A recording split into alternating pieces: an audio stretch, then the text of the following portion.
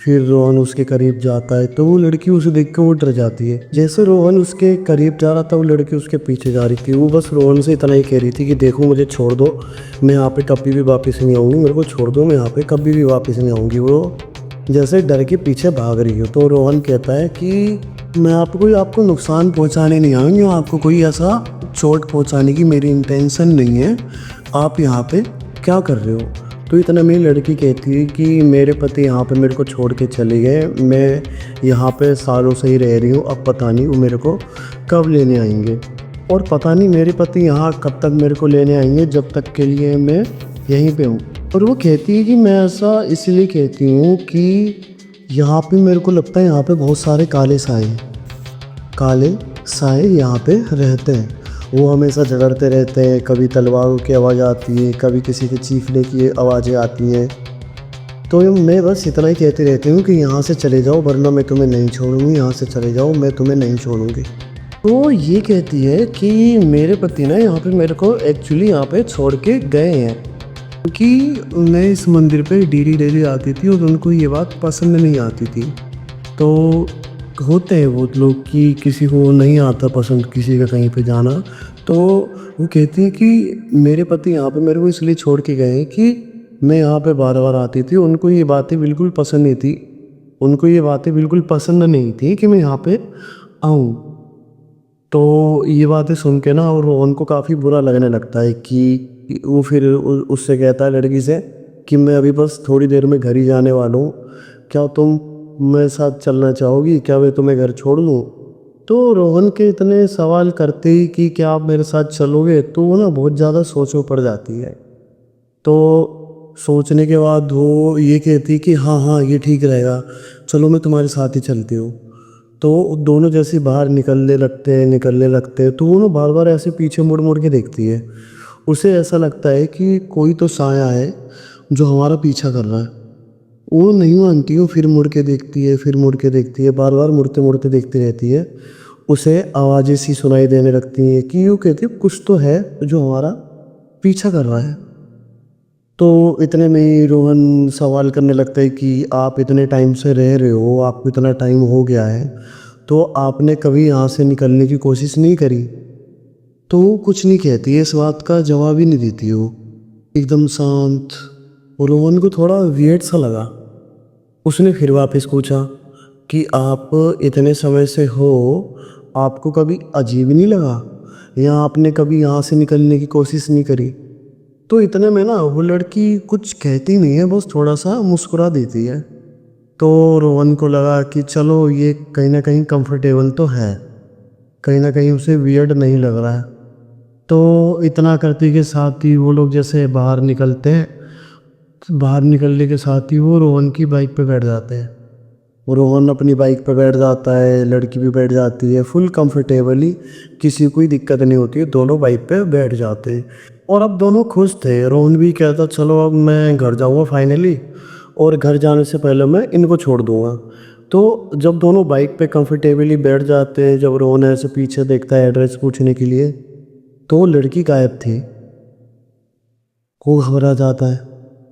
वो अपनी बाइक से नीचे उतरता है कि अभी जस्ट 2 सेकंड पहले ये लड़की मेरे पीछे बैठी थी, कहीं कहाँ ऐसा हो कैसे सकता है। वो अपने चारों तरफ ऐसे मुड़ मुड़ के देखता है कि अब भी 2 सेकंड पहले मेरे पीछे लड़की थी, गई कहाँ। वो घबरा जाता है, उसकी सांसें ऊपर नीचे, वो काँप काँप के चारों तरफ पसीने पसीने पसीने पसीने। इतने में ना उसे एक सामने से एक रोशनी सी आती दिखाई देती है बाइक पे। वो घबरा जाता है कहीं कुछ और तो नहीं है, कि क्या कहीं सच में मेरे साथ ऐसी कोई दिक्कत या ऐसी कोई बला तो जो मेरे पीछे नहीं लगी, जो मेरे को अब सच में दिक्कत दे। जो चीज़ वो उसने कभी नहीं मानी जिस इंसान ने, तो वो सोचने लगे क्या ये चीज़ें सच में। वो जैसी जब वो रोशनी उसके पास आती है ना, वो क्या देखता है कि रोशनी कोई और की नहीं, वो से उसका दोस्त प्रकाश था। जो प्रकाश उसके पास उतरता है, रोहन पूरा का पूरा पसीना होता है। तो प्रकाश सिर्फ इतना कहता है कि सॉरी मेरे दोस्त यार, मेरे को तेरे साथ आना चाहिए था, तो मेरे को ऐसा तेरे साथ नहीं करना चाहिए था, मैंने वहाँ पे तेरे को मना करा आने के लिए, उस चीज़ के लिए सॉरी मेरे दोस्त, मेरे को ऐसा नहीं करना चाहिए था। रोहन पसीना पसीना होता है। वो कहता है कि बता हुआ क्या तेरे को। फिर वो सारी घटना बताता है जो अभी अभी उसके साथ घटी। दोनों के दोनों डर जाते हैं। फिर आखिरी बार उस फोर्ट की तरफ देखते हैं। उस फोर्ट को देखने के बाद वो वहाँ से जितना जल्दी हो सके वहाँ से चले जाते हैं। गाइस इसमें सबसे ज़्यादा चौंकाने वाली बात पता है क्या थी? जो प्रकाश अपने कैमरे में शूट कर रहा था ना, जो व्लॉग बना रहा था, वो व्लॉग हर टाइम कैप्चर हो रहा था। हर कैमरा उसका चालू था, बंद नहीं था। वो जब उस लड़की से बात कर रहा था, उस लड़की के पास गया था, वो सारी चीज़ें शूट हो रही थी पर उस कैमरे में वो लड़की नज़र नहीं आ रही थी। बात हो रही थी, उधर से रिप्लाई आ रहा था, ये भी बात कर रहा था, उसकी आवाज़ रिकॉर्ड हो रही थी पर वो रिकॉर्ड नहीं हो रही थी। जब उसने ये सारी चीज़ें देखी, उसको ये लगा कि जब बात हो रही है, कैमरा चल रहा है, तो कहीं ना कहीं ये सारी चीज़ें एग्जिस्ट करती हैं।